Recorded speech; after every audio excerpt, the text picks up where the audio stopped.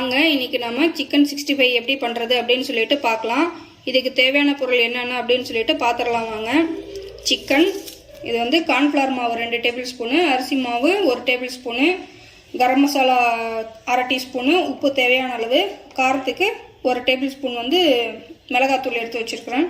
இது வந்து இஞ்சி பூண்டு பேஸ்ட்டு, கொத்தமல்லி கொஞ்சம், எலுமிச்சப்பழம் கொஞ்சம், ஒரு 1/4 எலுமிச்சப்பழம் மட்டும் எடுத்து வச்சுருக்கிறேன். இது எல்லாமே போட்டு இது மிக்ஸ் பண்ணிடலாம். தண்ணி ஊற்றாமல் ஃபஸ்ட்டு நல்லா மிக்ஸ் பண்ணி வச்சுக்கலாம்.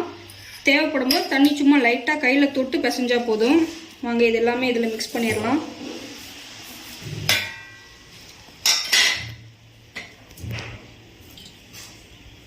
இது எல்லாமே போட்டாச்சு, மிக்ஸ் பண்ணிடலாம்.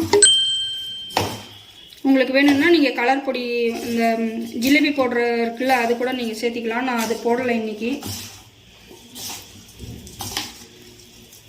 அப்படி இல்லைன்னா காஷ்மீரி சில்லி மிளகாத்தூள் அப்படின்னு சொல்லிட்டு விற்கும், அது போட்டிங்கன்னா கூட நல்லா கலராக வரும்.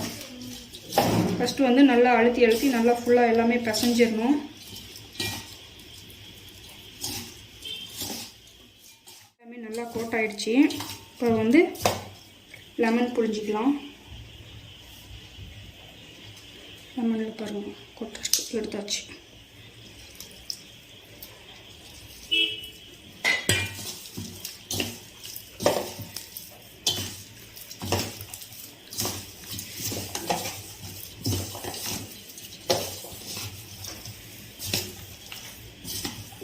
போட்டுக்கலாம். இப்போ எல்லாம் அப்படியே எல்லாம் மசாலாலாம் அப்படியே கொட்டிடும். அதனால லைட்டாக வந்து தண்ணி தெளித்து நம்ம மிக்ஸ் பண்ணிக்கலாம்.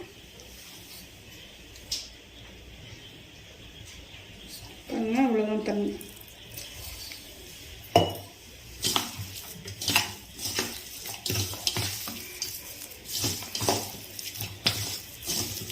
நம்ம லைட்டாக தெளித்து மட்டும் பண்ணுங்க போதும்.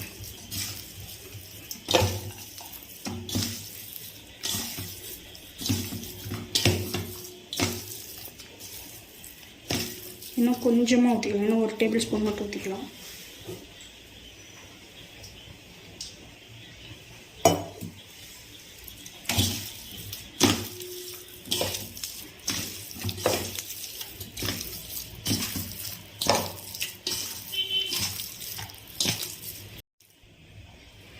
பாருங்கள் எல்லாமே ஃபுல்லாக கோட் ஆகிடுச்சு. இது வந்து ஒரு 1/4 மணி நேரத்துலேருந்து 20 நிமிஷம் நல்லா ஊறட்டும். ஊறினதுக்கப்புறம் நம்ம ஃப்ரை பண்ணிக்கலாம். ஊறிடுச்சு, 20 நிமிஷம் பக்கம் ஆகிடுச்சு. இது நல்லா ஊறிடுச்சு. இப்போ வந்து நம்ம பொரிச்சு எடுத்துடலாம்.